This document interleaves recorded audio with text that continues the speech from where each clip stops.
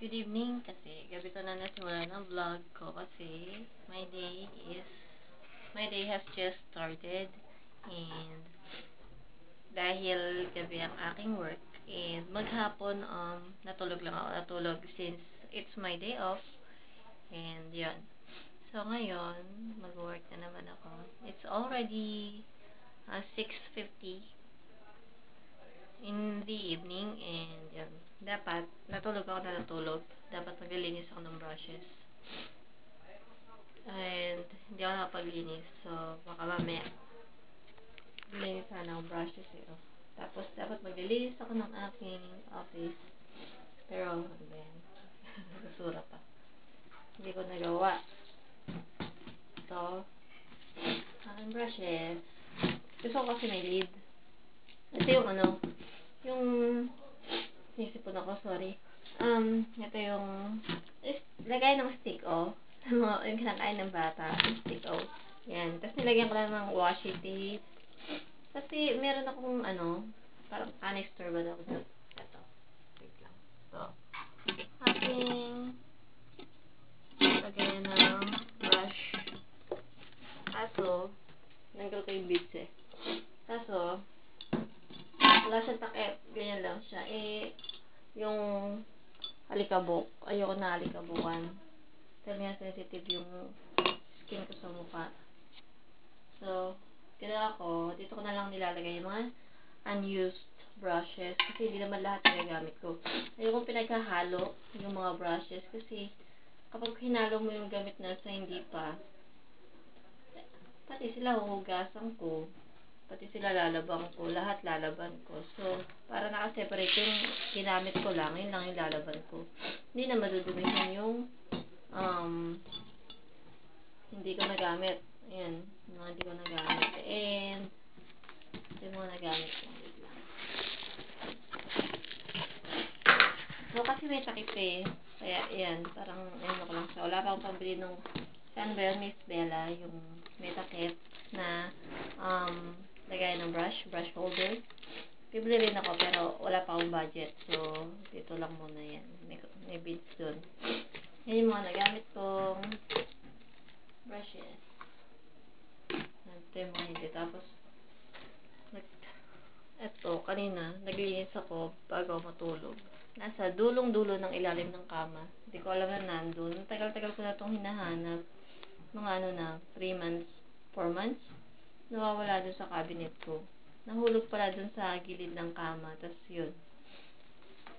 Hindi ko naman inuuso kasi yung kama pag naglilinis ako. Inaabot ko lang ng walis. Kanina, inusog ko. Ito, nakita ko yung aking may ibang set ng brush ko na hindi ko pa nagagamit. Yan, nakita ba?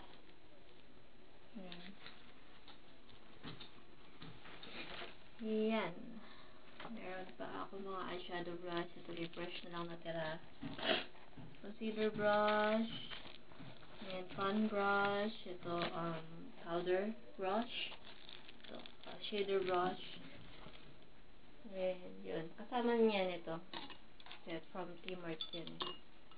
Kasi hindi siya ganong soft. Unlike other brushes na set from T-Mart. Hindi siya ganun ka soft. Yan. Tapos ang aking ito hindi ko pa nagagamit.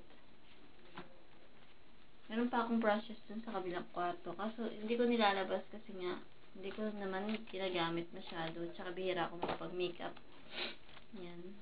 Ito, super soft siya talaga. Hindi siya original pero yung quality niya okay naman. Kasi nakahawak na ako ng original na Eco Tools.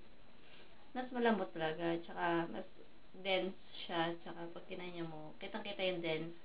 Pero ito, pwede na kasi ang lambot-lambot niya. Sarap niya sa face. Yun. Ay, hirap na may sipon. Pagkising ko, sinipon na ako. Tapos, naligo pa ako. So, yun. Lalong nag-trigger yung paliligo ko. Dapat di pala ako naligo muna. Kaso, hindi ko matiis. Super init. Yun. Tapos, dapat malilinis ako nitong office. Hindi ko nagawa. Nabukbok siya sa 4 months na pagkakaano. Yung kapituloy ko. Na exactly sa ilalim ng kama. Wawash ko. Sayang naman eh. Kasi ito sana, hindi ko rin magagamit kasi wala pa naman akong pagkagamitan. Tatabi ko lang. Wawash ko lang later. Ay, tomorrow na lang. Yun lang. Mamaya. Ang kulit, no? Para-paraan lang, no? Ito hindi talaga takip, ha? Ano lang to, lagay ng lotion. Yung, yan, o. Yan nga yung ilalim, o. Nakikita pa. Yan. Lagay ng lotion. Nilagyan ko lang ng washi tape. Binalot ko lang. Para meron akong takip for my brushes. Yan. Para-paraan talaga, no? Para lang, ano. Actually, lalagyan ko pa design yan. Kasi gagawa ko ng video DIY. Ito.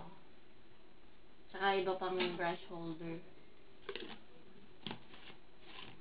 Nagtatawanan niya ako eh. Dito sa brush holder ko. Pero makakabili rin ako soon nung mayroong takip.